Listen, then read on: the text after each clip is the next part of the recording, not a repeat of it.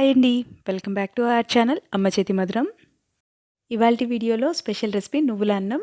ఈ నువ్వుల అన్నం మనం దేవుడికి నైవేద్యంగా పెట్టుకోవచ్చు, లేదంటే లంచ్ బాక్స్ కానీ బ్రేక్ఫాస్ట్కి కానీ చేసుకోవచ్చు. గ్యాస్ ఆన్ చేసుకొని బాండలు పెట్టుకుందాము.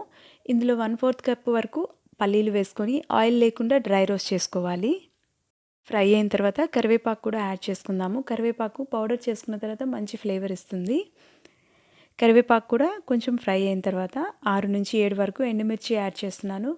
మనకి కారం ఎండుమిర్చితోటే వస్తుంది కాబట్టి మీకు కారం బట్టి ఎన్ని కావాలో అన్ని యాడ్ చేసుకోండి. మనం తీసుకునే క్వాంటిటీ బట్టి యాడ్ చేసుకోవాలి.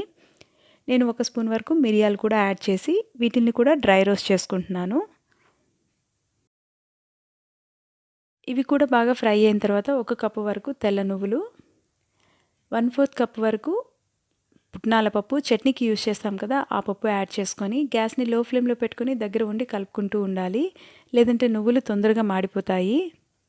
ఇలా పొడి పొడిగా డ్రై రోస్ట్ చేసుకున్న తర్వాత గ్యాస్ ఆఫ్ చేసుకొని వీటిని పక్కన పెట్టుకోవాలి. చల్లగా అయిన తర్వాత గ్యాస్ ఆఫ్ చేసుకున్న తర్వాత కొంచెం సాల్ట్ కూడా యాడ్ చేసుకొని వీటిని మిక్సీలో వేసి ఫైన్ పౌడర్ లాగా చేసుకోవాలి. ఇది గ్రైండ్ చేసుకునేటప్పుడు మధ్య మధ్యలో స్పూన్తో కలుపుకుంటూ పల్స్ మోడ్లో మాత్రమే నేను గ్రైండ్ చేసుకున్నాను. చాలా ఫైన్ పౌడర్ లాగా వస్తుంది. ఇలా చేసుకుంటే సరిపోతుంది. ముందుగా ఉడికించి పెట్టుకున్న రైస్ తీసుకుందాము. ఇది బాగా పొడి పొడిగా ఉంటే మనకి రైస్ చాలా బాగుంటుంది. కొంచెం కరివేపాకు, కొంచెం ఇంగువ యాడ్ చేసుకొని మనం ఫైన్ పౌడర్గా చేసి పెట్టుకున్నాం కదా ఆ నువ్వుల పౌడర్ కూడా యాడ్ చేసుకోవాలి. అన్నం ఎంత క్వాంటిటీ తీసుకుంటామో దాని సరిపడా యాడ్ చేసుకోవాలి. నేను ఇక్కడ 4 to 5 స్పూన్స్ వరకు యాడ్ చేసుకున్నాను ఈ పౌడర్ని. ఈ పౌడర్ వేసిన తర్వాత మిక్స్ చేసుకోకూడదు, అలాగే ఉంచుకోవాలి. ఇప్పుడు గ్యాస్ ఆన్ చేసుకొని బాండలు పెట్టుకుందాము. 2 స్పూన్ల నెయ్యి, కొంచెం ఆయిల్ యాడ్ చేసుకుందాము. కొన్ని జీడిపప్పు యాడ్ చేసుకొని లైట్గా ఫ్రై చేసుకోవాలి. ఫ్రై చేసుకున్న జీడిపప్పు బాగా వేడి మీద ఉన్నప్పుడే మనం ఈ పౌడర్ మీద కరివేపాకు మీద పడేలాగా చల్లుకోవాలి. అప్పుడు ఈ వేడికి కరివేపాకు కూడా మంచిగా ఫ్రై అవుతుంది. దీన్ని లైట్గా ఒకసారి కలుపుకొని మొత్తంగా బాగా మిక్స్ చేసుకోవాలి.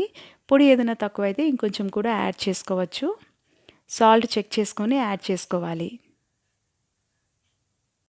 చాలా సులువుగా టేస్టీగా ఉండే నువ్వుల అన్నం రెడీ అయిపోయింది. మనం సర్వింగ్ ప్లేట్లోకి తీసుకుందాము. మీరు కూడా ట్రై చేసి చూడండి. మీకు కనుక ఈ రెసిపీ నచ్చినట్లయితే ఒక లైక్ చేయండి. మీ ఫ్రెండ్స్ తోటి, రిలేటివ్స్ తోటి షేర్ చేయండి. అమ్మ చేతి మధురం ఛానల్ని సబ్స్క్రైబ్ చేయండి. Thank you.